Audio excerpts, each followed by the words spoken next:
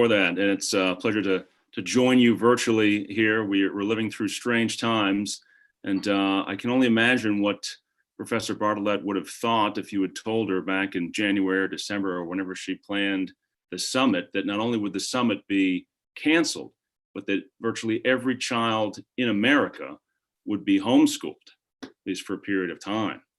And I echo Kerry's comments that I hope that parents will take from this sort of a normalization or a renormalization of, if not homeschooling or home education itself, but the idea that the parents are the fundamental educators of the child. They may delegate that right or responsibility to others, but that it flows from and through them and not from the state. And as Doctors George and Farrow kind of mentioned, the idea of the family or the marriage precedes even the formation of the state. So the state really lacks the fundamental right to define it or to control it in many ways. And I would say the same is true of home education, that is something that obviously has gone on for centuries, if not millennia, prior to the formation of the state, so that the right to educate your child as a parent and that responsibility precedes the state as well. So in my line of work, we focus on, among other things, parental rights, because that is obviously fundamental to both the formation of families and the ability to pass on the faith to the next generation, which is very important. And so I'll get phone calls from parents that demonstrate to me how the state, a sometimes hostile bureaucracy, is trying to wedge itself in between parents and children. Oftentimes this happens in the public school setting, and I may touch on that in a minute, but I do want to touch first on the medical setting, which is sort of universally applicable even to homeschoolers. So for example, I got a call from a mom who was taking her 13-year-old son to the doctor's office just to get a physical so they could do youth sports. And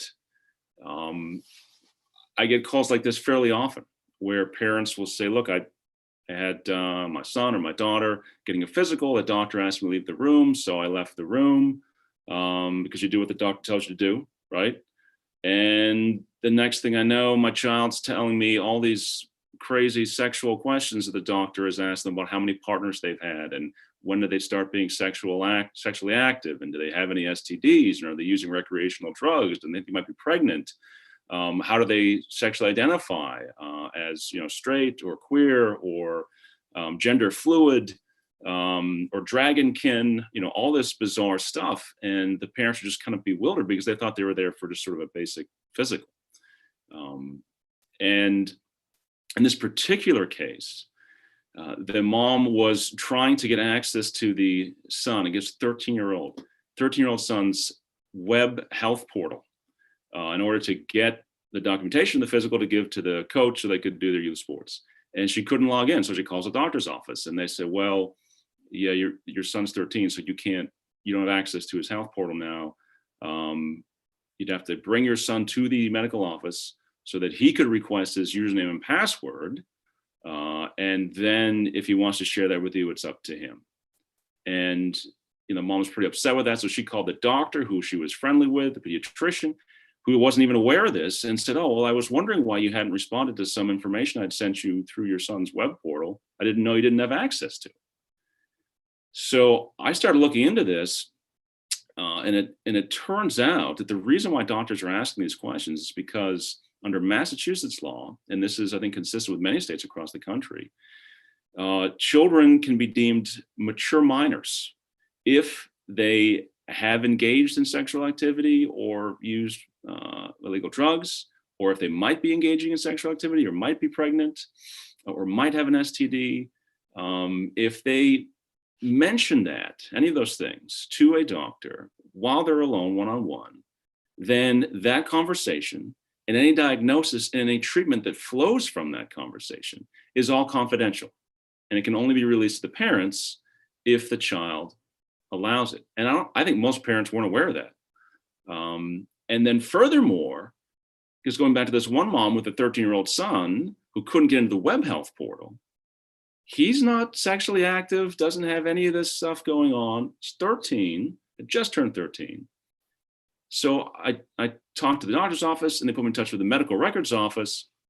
And lo and behold, they looked at those mature minor laws and decided that, well, it's possible that a 13-year-old could have had some confidential conversations with the doctor. So just to be safe, we're going to make automatically all children's web portals and medical information that's online, once they hit age 13, boom, it's going to be confidential. Parents can't get access to it unless the child gives it to them. So there's this sort of legal and technocratic assumption that we're just going to come between the child and the parent at the age of 13 arbitrarily without any justification. And that's just one example of what parents are up against when they try to exercise their responsibility. And, very concerning stuff that I think goes on under the radar.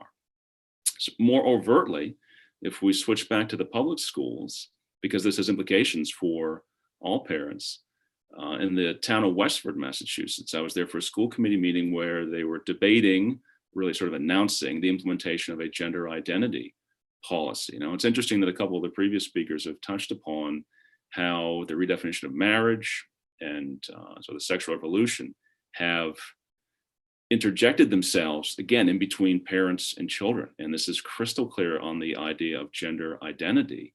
So in Westford, they introduced this policy, and part of it was that parents would not be notified if their children identified as something other than their physical sex, their biological sex, until that child said it was okay. Because if the child didn't feel quote unquote safe at home, then they wouldn't notify the parents. And they use this term, highly rejecting parents, to characterize moms and dads who would not be supportive of or embrace the fact that their son or daughter wanted to be a daughter or a son or something in between. So you literally could have a 13-year-old kid go to school, a boy, put his backpack in the locker, take out a dress, put it on, identify as a girl all day, and the parents would never be told. Now, the language of highly rejecting parent is also concerning from the legal perspective when you combine it with things like this. I just want to read real briefly here an excerpt from an email sent to parents who are they're applying to be foster parents. And we all know that there are so many children who need loving foster families and adoptive families. Well, here in Massachusetts, the Department of Children and Families sent this denial letter to a good family because of this. They say, although many foster parents may not end up accepting a referral for a youth who identifies as GLBTQ, this status may change over time. As in any birth family, there is a possibility that the child you are parenting may one day share with you their identity as a GLBTQ person. It is important that you have a base knowledge of sexual orientation so that you can avoid responses or reactions that may be potentially harmful. Regardless of personal beliefs, our pre-adoptive families must be able to provide a safe, nurturing, and non-judgmental environment for our children presently and potentially years down the road. And what this family was told was that their sincerely held religious beliefs, which were, I think, sort of the common beliefs held by everyone until about 5 minutes ago, that, boys are boys and girls are girls, and that sex belongs in marriage between a man and a woman, that's what they would support as far as behavior and identities for their children. They'd love and support their child no matter what, but they're not going to support behaviors that are contrary to their faith and, frankly, to biology and common sense. And what they were told was that they are not fit parents, not a fit family to be a foster family. And that even if they adopted a child that right now didn't identify as GLBT or Q, that they said even 10 years down the road, they could come out as one of those identities. And if you didn't support them, then that would be a problem. So because of that, you're not going to be allowed to adopt. So it's not just in the public schools where you see this. It's not just in even the medical profession, but the ability to adopt children, to form a family in that sense, to fulfill our biblical mandate to care for orphans in their distress. Our hands are being tied on that. There's another example on parental rights in general. It's not tied to the sexuality issue, but I think is very important for people to be aware of. And it goes back to the medical issue and this idea of the state knowing best. Justina Pelletier was a 14-year-old girl in 2013. She had a unique medical condition. She was receiving treatment from a doctor at Tufts Hospital. And her parents had to take her to Boston Children's Hospital for a specific physical ailment she had. And the doctor from Tufts recommended they take her to a colleague at Boston Children's Hospital. Long story short, she never saw that colleague at Boston Children's. She was seen by a psych intern who diagnosed her as not having a physical ailment, but rather having a psychological issue that's brought on by her parents. And Boston Children's Hospital decided they weren't going to treat her for a physical ailment, but would only treat her for her supposed mental health issue. And when the parents decided, okay, no, thank you, we're just going to take her back to Tufts, we don't want that course of treatment, they had police escort the parents out, and they proceeded to keep Justina in state custody through the Department of Children and Families, who were called by Boston Children's Hospital, for over a year. Because you had two doctors' opinions. The parents chose Dr. A. The state apparently chose Dr. B, and therefore the parents lost custody of the child. And it wasn't until the father went against the orders of the judge in the family court that put a gag order on him to the court of public opinion, his court of last resort, that finally she was sent home. Very tragic story. But that's the repercussions of this idea of saying that parenthood flows from the state. The state can very easily take it away when its experts have determined that it is no longer in the best interests of the child. And so that is one of the things that we're up against. And the conference, I guess the summit now that has been postponed or canceled at Harvard, was very concerning because it seeks to normalize this idea that the rights of parents flow from the state. There's a refrigerator magnet, I think, at my house that says something to the effect of, children are on loan to you from God. And the scripture, of course, says children are a gift or inheritance from the Lord. And what Bartlett and her company are saying is that they are actually on loan to you from the state. So they are literally putting the state in the place of God when it comes to the family and parental relationships. And, I see here in Massachusetts on Beacon Hill, when you bring in experts from Harvard Law School, the legislature listens, the courts listen. So even though what they're saying in their law review articles and elsewhere seems preposterous to me as a parent, I know that people in positions of influence will take them seriously. So it is not something that I, blow off. I'm glad it's been postponed. I'm glad it's being countered by events like this. But it's definitely a concern, and I'm glad that HSLDA, the Homeschool Legal Defense Association, which I think was one of the targets of Professor Bartlett's concern, I'm glad that they're out there and protecting families. They've worked with me.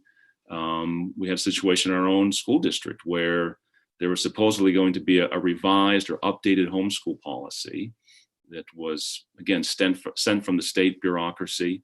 There's nothing wrong with the existing policy. The updated policy was actually somewhat contrary to existing law. And I worked with HSLDA to get probably a dozen other homeschooling families to go to this school committee subcommittee meeting of about 3 people in this small room at the school's offices one night. There's a dozen of us there. 2 of us were attorneys. We had all our paperwork laid out. And we still look this updated policy was going to be detrimental to our families. One example would be to make it harder for our kids to participate in extracurriculars in the public school system, like sports. And we kind of just made it clear that, look, you need to fix this now, or we're going to come back again at the next subcommittee meeting, probably with all our kids and likely our chickens, because that's how homeschoolers roll. And they backed off. And I think that's what we have to do, is be vigilant at the local level. It can be done in small scale, but also at larger scale. As I think it was Dr. Farrow mentioned, we've got to be vigilant on this stuff, and we've got to be active in politics and policies, even though we'd rather just be, home, making homemade yogurt and doing what homeschoolers do. And I can say that because I'm a homeschool father of four. We have to engage in the public realm and the policy realm in order to protect that for our kids and for their progeny, frankly. But I do hope that this massive experiment in unplanned homeschooling goes well for many families, that they embrace if it's right for them, but that they at least internalize that there's nothing weird about educating your kids at home. That should be the norm, and the burden of proof should be on others to say that right isn't the norm and that something else should be done instead.